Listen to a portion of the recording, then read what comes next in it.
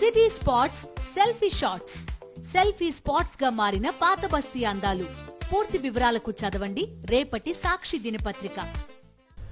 KSR గారు, ముందుగా మీకు ప్యానెల్లో ఉన్న అందరికీ అట్లానే సాక్షి టీవీ ప్రేక్షకులకు గుడ్ మార్నింగ్, నమస్కారాలు.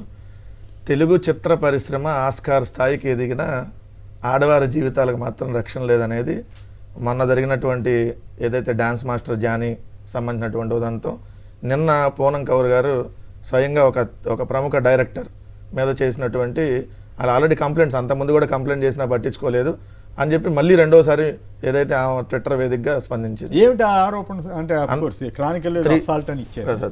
త్రివిక్రమ్ అనే అతను ఏదైతే ఈమె లైంగికంగా వేధించాడు అనేది దాంట్లో అలానే వేధించి ఇంకో హీరోతో కూడా ఏదైతే లైంగికంగా జరిగినటువంటి తంతుకు సంబంధించి, అంటే ఇప్పుడు జానీ మాస్టర్ అండ్ త్రివిక్రమ్ దానికి లింక్గా ఉన్నటువంటి హీరో, అంటే మొన్న మా డ్యాన్స్ మాస్టర్ వచ్చింది ఇష్యూ, నిన్న ఏదైతే ఇప్పుడు త్రివిక్రమ్ గురించి, మరి రేపు ఆ హీరో గురించి కూడా రావాలి.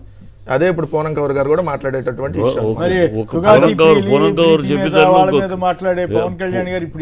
పూనం కౌర్ చెప్పినట్లు ఇంకో చిన్న విషయం కూడా ఉందండి దాంట్లో. పూనం కౌరు ఆయన త్రివిక్రమ్ తను వేధించడం అనేది ఇది ఎందుకోసం అంటే పవన్ కోసం వేధించాడు. అంతకు ముందు కూడా ఇది ఒక్కసారి కాదు సార్, పూనం కౌర్ గారు ఇప్పటికి నాకు తెలిసి 10-15 సార్లు ఈ ఇష్యూ మీద మాట్లాడుంటారు. పవన్ కళ్యాణ్ అభిమానులు ఈమె నాగార్జున గారికి బర్త్డే విషెస్ చెబితే పవన్ కళ్యాణ్ అంత గొప్పవాడు లేడని చంద్రబాబు గారు రోజు సర్టిఫికేట్ ఇస్తున్నారు. అప్పుడు ఎలక్షన్ అప్పుడు కూడా ఇంత గొప్పవాడా అంత గొప్పవాడా, వాళ్ళకి అట్టంటే గొప్పవాళ్ళు కదా సార్. చంద్రబాబు గొప్పవాడు అంటున్నాడు, అది వాస్తవమే. మోడీ గారు టెర్రరిస్ట్ అన్నాడు, మోడీ గారు ఫీల్ కాలేదు, ఈయన ఫీల్ కాలేదు సార్. ఇప్పుడు నారా లోకేష్ ఏదైతే స్విమ్మింగ్ పూల్ దగ్గర కొన్ని ఫోటోలు వీడియోలు అంతమంది బయటకు వస్తే చంద్రబాబు నాయుడు గారు దాన్ని సమర్థిస్తా చేస్తే తప్పే ఉందని అంటున్నాడు. అంటున్నప్పుడు మరి పవన్ కళ్యాణ్ డైరెక్ట్ సార్ మొన్న దాంట్లో ఆహాలో ఇది అదే బాలకృష్ణను చంద్రబాబు జరిగిన కొడుకు అంశం కూడా వచ్చింది కదా అప్పుడు. అన్ని వచ్చినప్పుడు ఆయన ఏముందిలే అన్ని కామను, నేను కూడా ఆ వయసులో చేయలేదా అని చెప్తున్నప్పుడు మరి ఇప్పుడు ఇట్లాంటివన్నీ వాళ్ళు సమర్థించక ఎందుకు వ్యతిరేకిస్తారు? రెండో అంశం ఇక్కడ క్లియర్గా తెలుగు ఇండస్ట్రీకి సంబంధించిన దాంట్లో ఇప్పుడు నిజంగా ఏం జరుగుతుంది, ఎందుకంటే పక్కన ఏదైతే కేరళలో ఒక జస్టిస్ హేమ కమిషన్ వేశారు ఇటువంటి జరిగితే, మరి ఈరోజు ఒక ప్రముఖ దర్శకుడి మీద ఒక ఉప ముఖ్యమంత్రిగా ఉన్నటువంటి వ్యక్తి మీద ఒక హీరోయిన్నే డైరెక్ట్గా ఈరోజు ఆరోపణలు చేస్తూ ఉంటే మరి కమిటీ కూడా వేయాలి కదా ఇక్కడ కూడా. ఇంకొక అంశం ప్రధానంగా మనం ప్రస్తావించాల్సిన అంశం ఏంటంటే ఇదే కమిటీ వేశారు ఎక్కడ సార్ ఇప్పుడు పూనం కౌర్ గారు ఇష్యూ ఎక్కడ వేశారు? అసలు ఉంది 2018లో 20 మందితో కమిటీ వేశారు. అప్పుడు కూడా ఏదో గొడవైంది, ఇప్పుడు ఆ కమిటీకి ఇప్పటి వరకు ఒక 7 కంప్లైంట్లు వచ్చింది. అయ్యో లోపాయకారిగా చేసేసాము అంటున్నారు. ఏది ఇప్పుడు నిన్న జానీ మాస్టర్ ఇష్యూలో స్పందించారు సార్ వాళ్ళు. స్పందించినప్పుడు ఇప్పుడు ఇదే త్రివిక్రమ్ ఇష్యూలో కూడా స్పందించాలి కదా. త్రివిక్రమ్ స్పందించరు కూడా, అంటే స్పందిస్తే మళ్ళీ పవన్ కళ్యాణ్ గారి దాకా స్పందించరు కూడా సార్, ఎందుకంటే చిన్న వాళ్ళకి ఒకటి ఉంటుంది, పెద్ద వాళ్ళకి ఒకటి ఉంటుంది. సో అంతకుముందు కూడా ఇదే త్రివిక్రమ్ మీద మరి ఇదే పూనం కౌర్ కంప్లైంట్ ఇస్తే ఎందుకు వాళ్ళు స్పందించాల?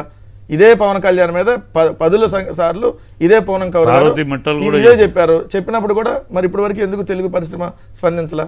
అదేమంటే మరి పవన్ కళ్యాణ్ గారికి రాజకీయంగా పెద్ద బ్యాక్గ్రౌండ్ ఉంది కాబట్టి, ఎందుకంటే మోడీ గారు అలా వెనకాల ఉన్నారు, చంద్రబాబు నాయుడు గారు ఇప్పుడు వెనకాల ఉన్నారు, అట్లా ఇప్పుడు ఢిల్లీ పెద్దలు ఏం చెప్తే అది వింటారు కాబట్టి సో తెలుగు పరిశ్రమ ఈరోజు స్పందించరా? ఇది ఈరోజు బేసిక్గా రేజ్ అవుతున్నటువంటి క్వశ్చన్.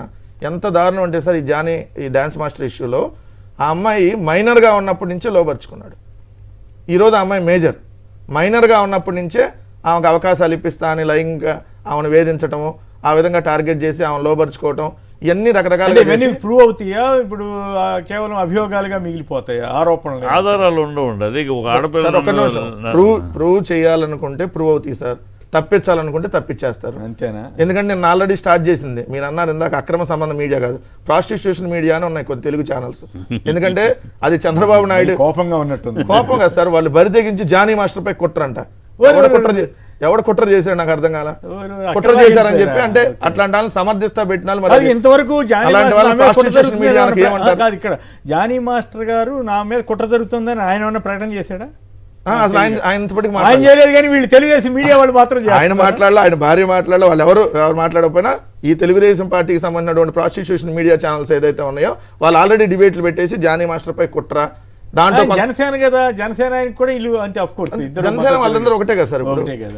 రెండు దాంట్లో జనసేన అధికార ప్రజలను కూర్చోబెట్టి ఆదిమూలంతో ఆ అమ్మాయికి బాగా క్లోజ్గా, ఇది తెలుగుదేశం పార్టీ ఎమ్మెల్యే ఆదిమూలంతో ఆ అమ్మాయి క్లోజ్గానే మూవ్ అయింది కదా, ఇన్నాళ్ళు 2-3 సార్లు వెళ్ళిందంట కదా, వెళ్తే ఇప్పుడు ఎందుకు మళ్ళీ బయటకు వచ్చి మాట్లాడుతుంది?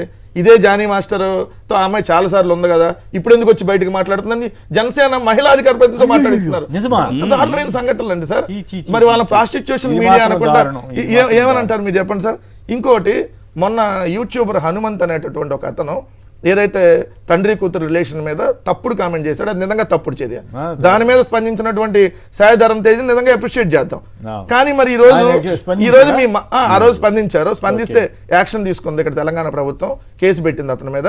మరి ఈ రోజు మీ మామ పార్టీలో, ఏదైతే మీ మామ పవన్ కళ్యాణ్ పార్టీలో స్టార్ క్యాంపెయినర్గా ఉన్నటువంటి డాన్స్ మాస్టర్, మీ సినిమా ఇండస్ట్రీకి సంబంధించినటువంటి డాన్స్ మాస్టర్ ఇష్యూలో మరి ఎందుకు ఈ సాయిధరం తేజ్ నోరు మోగపోయింది? ఇదే మరి డైరెక్టర్ త్రివిక్రమ మీద ఇదే పూనం కౌర్ గారు చేస్తే ఎందుకు మరి మీ నోరు మోగపోయింది? ఏపీ ఇన్ సేఫ్ హ్యాండ్స్ అని పెట్టాడు మొన్న. తెలుగు ఇండస్ట్రీ సేఫ్ హ్యాండ్స్ లో లేదు ఈరోజు. ఏపీ సేఫ్ హ్యాండ్స్ లో అసలు ఇప్పుడు 4 నెలలుగా మనం చూస్తా ఉన్నాం. ఇన్ని అత్యాచారాలు, ఇన్ని హత్యలు, గుడ్లవల్లేరులో 300 మంది ఇంజనీరింగ్ విద్యార్థులని ఏదైతే వాళ్ళని సీక్రెట్ కెమెరాల్లో ఏదైతే వాళ్ళని బాత్రూంలో వాళ్ళ వీడియోలు పెడితే ఏపీ సేఫ్ హ్యాండ్స్లో ఉందని చెప్పి ఇదే సాయిధరం తేజ్ మాట్లాడారు. మరి ఇప్పుడు వీటన్నిటి మీద ఎందుకు స్పందించట్లేదు? మీరు అన్నారు ఇందాక కాలర్ మాట్లాడారు కాబట్టి నేను ప్రస్తావిస్తున్నాను. యాక్చువల్ నాకు ఇష్టం లేదు ఇవన్నీ చెప్పటం. కాలర్ అన్నారు గురువు శిష్యులు ఒకటే కదా, పవన్ కళ్యాణ్ కూడా అలాంటిదే కదా, అలాంటి క్యారెక్టర్ కదా అన్నారు. దానికి ఒక ఎగ్జాంపుల్ చెప్తారు విత్ డేట్స్తో. 1997 మే నెలలో పవన్ కళ్యాణ్ గారు మొదటి వివాహం చేసుకున్నారు నందిని గారితో. ఖచ్చితంగా 97 మేలో చేసుకున్నారు సార్. 2008లో విడాకులు తీసుకున్నారు. మొదటి భార్యను పెళ్లి చేసుకుని 97, విడాకులు తీసుకున్న 2008.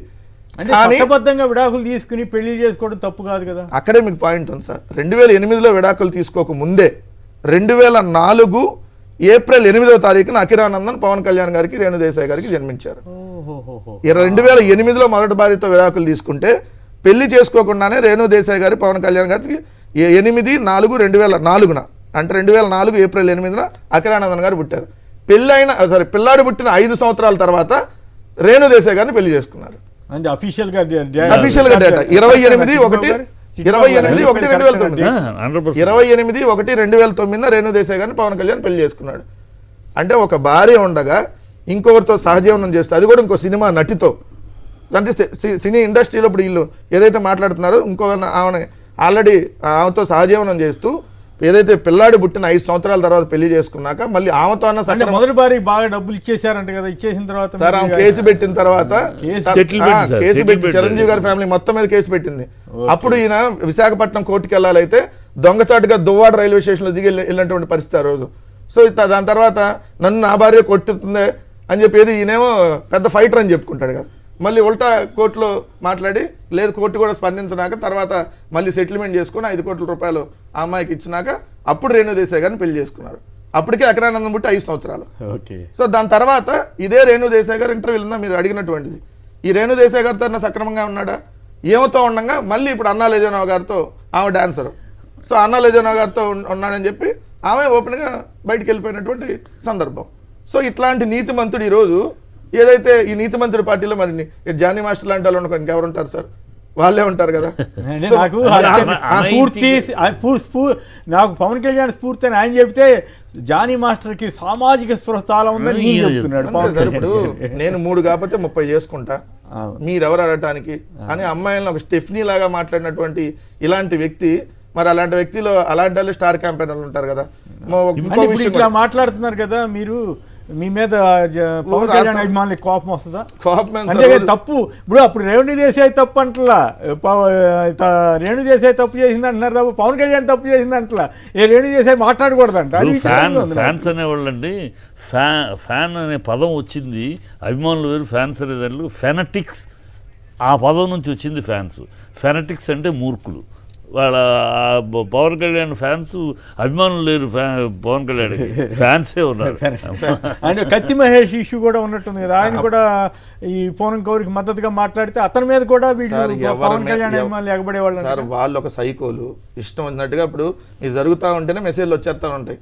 నిజమా ఎరా నీ డిబేట్ లో కొట్టించుకుంటావు నువ్వు, ఇక ఇవన్నీ కామన్ సార్. అటు గురించి అసలు నేను పెద్ద నాకు ఫోన్ చేసి నాకు ఫోన్ రికార్డు కూడా ఉంది, ఫోన్ చేసి తిట్టిడి వాళ్ళ ఫ్యాన్స్ సార్ వాళ్ళు అసలు వాళ్ళు మాట్లాడే దాని గురించి అసలు మనం అదే ఎవరైనా వేరే వాళ్ళు వాళ్ళకి సంబంధించిన ఏదైనా జరిగితే వాళ్ళు ఊరుకుంటారు. ఇట్లాంటిది జరిగితే అసలు ఈ వేదిక మీద మనం వాళ్ళు మాట్లాడే మాటలు అయితే స్పందించలేదు, ఎందుకంటే అంత దౌర్భాగ్యంగా మాట్లాడుతారు, వ్యాఖ్యానాలు మాట్లాడతారు వాళ్ళు. నీచమైన భాష వాడేది భాష మనం కాదు ఆయన రాజకీయాల్లో రావటం, చంద్రబాబు గారు ఆయన సక్సెస్ఫుల్ గా 2 సార్లు వాడుకోగలగటం రాజకీయంగా, మళ్ళీ ఆయన చాలా గొప్పవాడని ఈయన చెప్పటం, ఈయన చాలా గొప్పవాడిని నేను నేర్చుకుంటున్నానని ఆయన చెప్పటం, అంతా తమాషాగా ఉంది. మరి జనం ఎంతనేమో మరి అబ్బో పవన్ కళ్యాణ్ అని చెప్పటం. ఒకటి కేసు గారు, నేను 40 ఏళ్ళు ఫ్యాన్స్ తోటి బాగా ఇంటరాక్షన్, రామారావు గారి ఫ్యాన్స్ తోటి, కృష్ణ గారి ఫ్యాన్స్ తోటి, వాళ్ళందరితో ఫ్యాన్స్ తోటి ఇంటరాక్ట్ అయినా. ఫస్ట్ టైము ఈ ఫ్యాన్స్లో ఇంతటి మూర్ఖత్వము, ఇంత అనైతికమైన భాష వాడటం అనేది ఓన్లీ పవన్ కళ్యాణ్ ఫ్యాన్స్లోనే చూశాను. ఎందుకు ఆయన అంత గొప్ప నటుడా?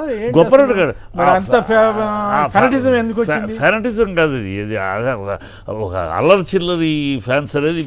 మిగతా ఫ్యాన్స్ ఏంటంటే గతంలో ఫ్యాన్స్ వాళ్ళ అభిమానం చూపించుకునే మహా అయితే మా చిన్నప్పుడు మేము చూసేవాళ్ళం అక్కినే నాగేశ్వరరావు అభిమానులు, ఎన్టీ రామారావు అభిమానులు అసలు వీళ్ళు ఇష్టం వచ్చినట్టు మాట్లాడటం, బూతులు ఏం మాట్లాడతారంటే మీకు వినిపిస్తే మర్చిపోతుంది. నాకు ఫోన్ చేశారు వాళ్ళు, నేను ఏదో ఒక పవన్ కళ్యాణ్ ఈ 32,000 అమ్మాయిల గురించి క్షమాపణ చెప్పాలని అన్నానని. తప్పే ఉందా? ఇప్పుడు ఆయన అబద్ధం చెప్పిన సంగతి తెలుసు. సూపర్ 6 మీద ఆయన కూడా ఇవన్నీ చెప్పాడు. చంద్రబాబు గారు ఎన్ని అబద్ధాలు ఆడాడు, ఆయన కూడా ఎన్ని అబద్ధాలు ఆడాడు. మేము ఇస్తాం ఈ క్షమాపణ చెప్పాలని వాళ్ళు అంతే.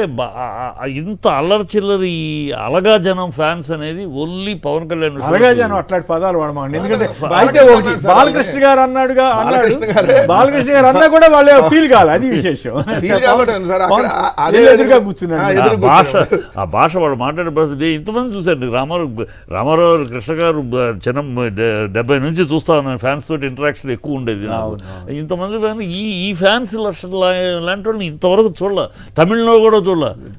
అక్కడ మరీ ఎక్కువ అయినా సరే ఈ భాష, ఈ పద్ధతి, ఈ దరిద్రం, చిచి చాలా అనైతికమైన భాష, అసహ్యమైన భాష మాట్లాడతారు.